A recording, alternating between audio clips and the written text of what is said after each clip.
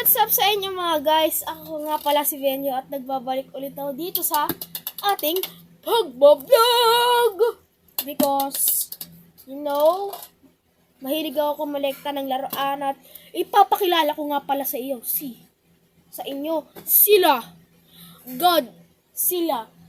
Sa mga hindi nakakakilala kay Godzilla, para siyang alien pero lizard daw siya, sabi sa Google. So, kailangan natin So, uunahin natin, syempre, yung mga Godzilla lovers dyan, shoutout. So, unahin natin, syempre, hindi mawawala.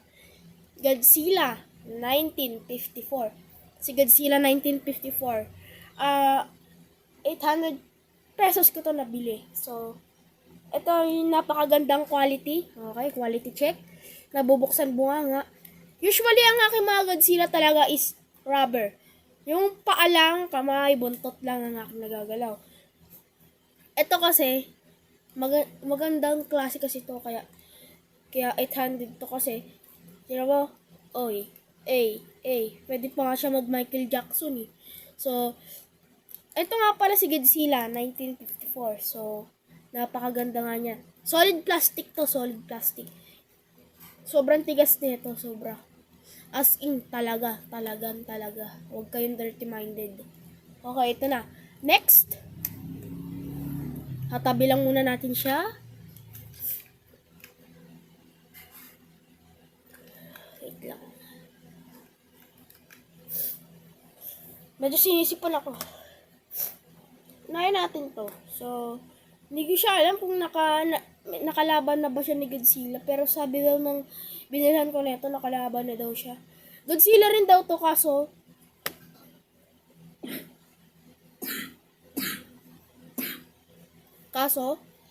pangalan niya, wala siyang pangalan, papangalanan ko na lang siya. Ultra Mortal. Nakita ko na rin siya sa Ultraman. Hindi ko sure kung sa Ultraman ba to, Godzilla. So, nabili ko to 250. Doon din sa binibilhan ko. So, eto nga pala siya. Yan. Yes, sir.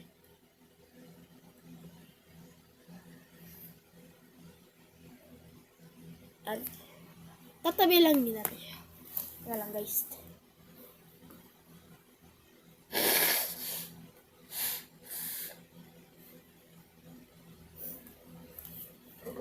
Susunod. Ito, mas pinagandang Burning Godzilla. May pagkakahawig din siya kay 1954. So, ito daw si Burning Godzilla. Ano daw to? Cartoons. Burning Godzilla. So, tingnan na naman yung quality. Sobrang bigat, solid plastic. Kaso, ito lang ang nagagalaw sa kanya. Ito lang. Yan. So, hindi daw nga pala niya hindi buo.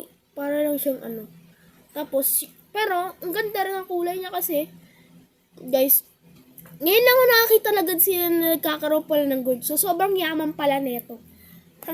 Tatabi muna natin siya.